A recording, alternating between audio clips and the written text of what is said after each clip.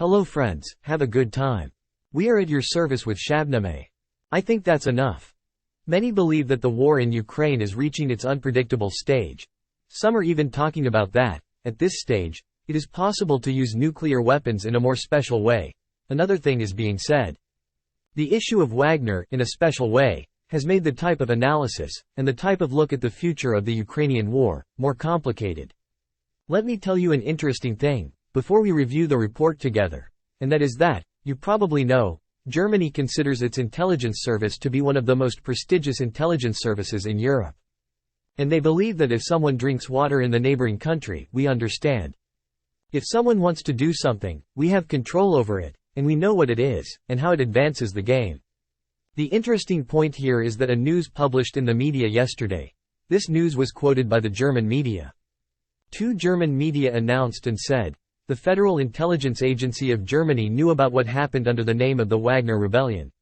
Where is the interesting point? He says, 1 week before this riot is about to happen, they realized that such a game is going on. Then, he says, they didn't inform the Chancellor of Germany for one reason, and that was because they doubted whether the things they were informed about were true or not. It means that once the party heard something strange, they claim based on what they have. Then he came with himself and said that I should go and plan accordingly. Then, he said, no, sir, it can't be so much an illusion anymore. They want to rebel and return to their own country. That's why he didn't pay attention. This is a claim made by the German media, citing the German intelligence service. What we want to review tonight is a report from CNN. CNN's report on the Wagner Rebellion, and the future of the Ukraine war, is similar to what we reviewed last night and the previous nights. Let us examine a part of the report together. First, the report mentioned this. He said that, after Wagner's rebellion in Russia, the West has increasingly turned its gaze to Belarus, which is unpredictable. A key ally of Russia, which Western officials fear will become home to exiled soldiers, Wagner, and use it as a staging ground for nuclear war. Friends, they attacked because they want to destroy their own country, or was it a scenario that they were transferred to Belarus? I do not know your opinion. But the opinion of CNN and other Western media is that. Let go of Russia now. Let's go stick Belarus. Then, the summary of my words is this. I want to get to this point. After a coup, the country that was involved in the coup becomes decentralized. It looks weakened. Or will it become more powerful? It becomes more of a threat to his enemy. These have now become more threats. It's true. Or am I getting it wrong? Most of their reports are saying this. He says, no. It was apparently a game on their part. He says, however, the American and European authorities have not seen any signs of Wagner's safe haven in Belarus, nor of its efforts for a nuclear war. He says, even though they have not seen any of these, they are worried that they will be hit because of this. Let's see the continuation. American and European officials have also stated that Belarus does not seem to have the proper infrastructure to store Russian nuclear weapons. And the preparation for such a purpose may take months. Came and investigated, and said, the think tank of the American Federation of Scientists has come to the conclusion that the United States has managed to identify about 4,477 nuclear warheads in Russia. Then he said, of the 1,900 nuclear weapons that were detected in Russia, these are tactical. For this reason, it is the world's largest nuclear arsenal, but it is not yet clear how many of these nuclear weapons Russia plans to transfer to Belarus. Let's go and check its continuation together. He said, the director of the Russian and European Studies Department at the Center for Strategic and International Studies of the American think tank has pointed out this. He said that, currently, we are facing an aura of uncertainty around Putin. We don't know what action he is going to take, and what is his plan. Then he said, for the Russians to use nuclear weapons, they don't need to deploy them in Belarus. And on the other hand, when they left, they moved nuclear weapons and Wagner in Belarus. This shows that they are trying to define a new threat. He doesn't need nuclear weapons in Belarus, he can use them himself. He also had Wagner in his place. When he took them closer to the capital of Ukraine and closer to Poland, he brought them closer to the gates of Europe, that is, he opened a new front. Let's see the rest of the report together. Meanwhile, Poland, in the midst of fear of Wagner's reorganization in Belarus, has requested additional financial assistance from the European Union to strengthen its border security. They staged a coup for half a day in Russia. Then, all those who were observing the space from the West, and all those who were following the developments, said, "Sir, Russia's work is over. Now aside from them, we have nothing to do with their analysis."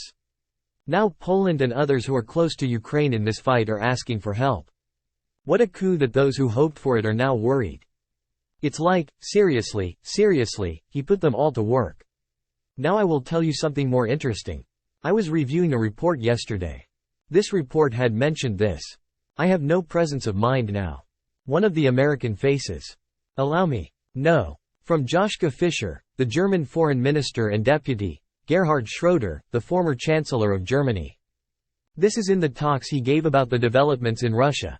He said that, one of the things that can be very shocking is a weakened Russia, which gets involved in problems from within. It can create chaos for the future of the world. Now where is the point? Some point to the fact that this idea of a weak Russia is formed in the minds, and even the enemies of Russia are worried about the future for the world. This is their own work. So funny, right? These things are being said. These are the followers of their own work school. Look at the traitors of the country, they are like this, like the rest of them. But now, apparently, these things that these poor people say about Wagner, do not seem wrong somehow. This is his work. Let's go and check the continuation together. He continues to say that, the rest of Ukraine's neighbors also expressed concern about the transfer of Wagner to Belarus. Some of these, officially, the authorities of their country, came to mention Wagner as serial killers. They said, these are serial killers who appeared in Belarus. And no one knows when they will revolt against Europe? That is, he said, sir. It is not unlikely that they once settled in Belarus, and issue an order and say, play a crazy game. And these two, play crazy. Russia says, it has nothing to do with me. Belarus also says, it has nothing to do with me. Let both of them say, they don't listen to us at all, and they do whatever they want. Let's see the continuation. He said, for this reason, the presidents of Poland and other countries, yesterday, in a letter to the Secretary General of NATO, and the heads of this military alliance, warned them about Russia's aggressive actions and the evolving situation in Belarus. Here is the interesting point. He says, after these events that happened, they went and made an observation. With the facilities they had, and the satellite images they were able to obtain, and in other ways. To see, events are happening in Belarus, which is a sign that they are doing something for Wagner. They came to the conclusion that they went to Belarus. They are reviving a military barracks about 50 miles southeast of the capital of Belarus. Probably they want to settle this group there.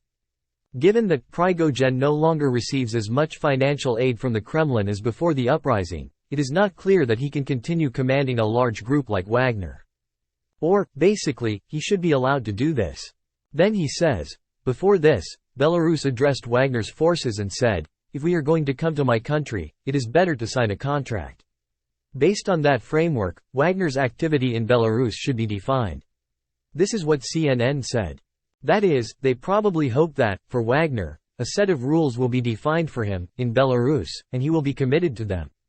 Whatever he is committed to the laws of Russia, he will be bound to the laws of United Belarus.